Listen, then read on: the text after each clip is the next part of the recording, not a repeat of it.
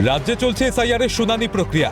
মঙ্গলবার এই আবহে সাংবাদিক বৈঠক করে এসআইআর সহ একাধিক ইস্যুতে রাজ্যের শাসক দলের বিরুদ্ধে তীব্র আক্রমণ শানালেন রাজ্য বিজেপির সভাপতি শ্রমিক ভট্টাচার্য। এসআইআর নিয়ে দোলা সেনের সুপ্রিম কোর্টের দ্বারস্থ হওয়ার প্রসঙ্গ টেনে শ্রমিক বলেন, এটা বিজেপির নির্বাচন কমিশন নয়, ওরা ওদের মতো করে অন্য রাজনৈতিক দলকে ভাবে। তো দোলা সেনের অধিকার আছে মামলা করার, ভারতীয় গণতন্ত্র তাকে সেই অধিকার দিয়েছে, সংবিধান তাকে সেই অধিকার দিয়েছে, তিনি মামলা করেছেন। এ নিয়ে যা উত্তর দেবার নির্বাচন কমিশন দেবে, যা বলার সুপ্রিম কোর্ট বলবে। এটা তো বিজেপির নির্বাচন কমিশন নয়। তৃণমূল কমিশন রাজ্যে নির্বাচন কমিশনকে যেভাবে পরিচালিত করে, ওরা ওদের মনের আয়নায় অন্য লোকের প্রতিচ্ছবি দেয়, ওরা ওদের মতো করে অন্য রাজনৈতিক দলকে ভাবে। তো স্বাভাবিক নয় এটা। পাশাপাশি অনুপ্রবেশ ইস্যুতে তার সোজা সাপটা জবাব, ভোটার তালিকায় কোনো বাংলাদেশি বা রোহিঙ্গা অনুপ্রবেশকারীর নাম থাকা উচিত নয়, বিষয়টি নির্বাচন কমিশনের দেখা উচিত। किसी भी बांग्लादेशी जिहादी, किसी भी रोहिंगा का नाम वोटर लिस्ट में नहीं रहना चाहिए। ये हम नहीं, पूरा हिंदुस्तान की मांग है, पूरा पश्चिम बंगाल की मांग है। और आज पश्चिम बंगाल को पैसेज बनाकर वनांचल और सीमांचल, बिहार और झारखंड की जनसंतुलन भी बदला दिया जा रहा है। तो इसका खिलाफ समाज एकजुट है, चुनाव आयोग को देखना है। একই সঙ্গে ২৬-এর বিধানসভা নির্বাচনে জয়ের বিষয়ে আত্মবিশ্বাসী শ্রমিক। তার কথায়, আমরা নির্বাচন কমিশনের উপর আস্থা রেখেছি। নির্বাচন এক দফায় হোক বা ৩ দফায়, আমরা তৈরি আছি।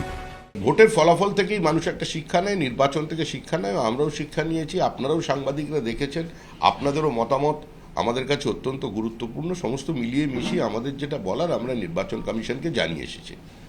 তবে র্যাম্পে হাঁটতে হাঁটতেও জানাইনি, আমরা ট্র্যাকস্যুট পরে দৌড়ে গিয়েও জানাই। আমরা নির্বাচন কমিশনের উপরে সম্পূর্ণ আস্থা রেখেছি।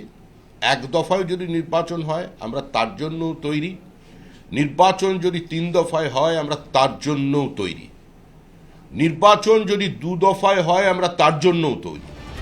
অন্যদিকে শিল্পায়ন প্রসঙ্গে রাজ্যের শাসক দলকে এক হাত নেন রাজ্য বিজেপির সভাপতি। তার দাবি, এই সরকার অসংগঠিত শ্রমিক এবং কৃষকদের সুরক্ষা দিতে ব্যর্থ। তৃণমূলের জমানায় রাজ্যে কোনো নতুন বিনিয়োগ আসেনি।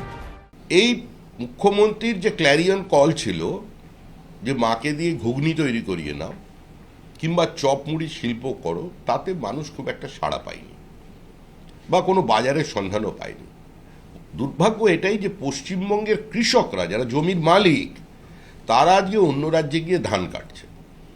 এই পরিস্থিতি তো তৈরি করেছে তৃণমূল কংগ্রেস। এই সরকার কর্মসংস্থান দিতে ব্যর্থ, অসংগঠিত শ্রমিককে, কৃষককে সুরক্ষা দিতে ব্যর্থ, তাদের জীবন জীবিকা নিশ্চিত করতে ব্যর্থ। এই সরকার শিক্ষিত তরুণ তরুণীর কর্মসংস্থান তৈরি করার ক্ষেত্রে ব্যর্থ। এই সরকার কোনো নতুন বিনিয়োগ আনতে পারেনি।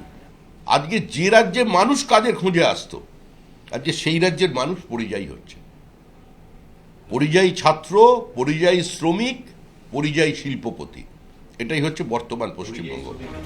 শ্রমিক আরও জানান, রাজ্যে ভারী শিল্পের প্রসার নিয়ে স্বরাষ্ট্রমন্ত্রীর সঙ্গে আমার বৈঠক হয়েছে। শেষ 2 জানুয়ারিতে ভারতবর্ষের যিনি আমাদের গৃহমন্ত্রী আছেন এবং আমাদের দলের নেতা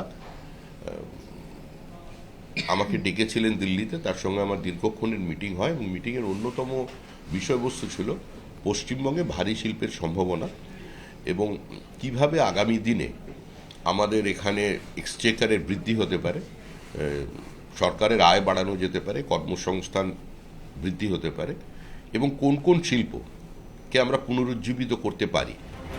অর্থাৎ এসআইআর, অনুপ্রবেশ সহ একাধিক ইস্যুতে সংবাদ মাধ্যমের প্রশ্নের সোজা সাপটা জবাব দিলেন শ্রমিক ভট্টাচার্য। পাশাপাশি ২৬-এর নির্বাচনে জয়ের বিষয়ে বিজেপি যে আত্মবিশ্বাসী, সে কথাও ফুটে উঠেছে তার বক্তব্যে। ক্যামেরায় জ্যাকি সিং এর সঙ্গে রেশমি দাসের রিপোর্ট, ক্যালকাটা নিউজ।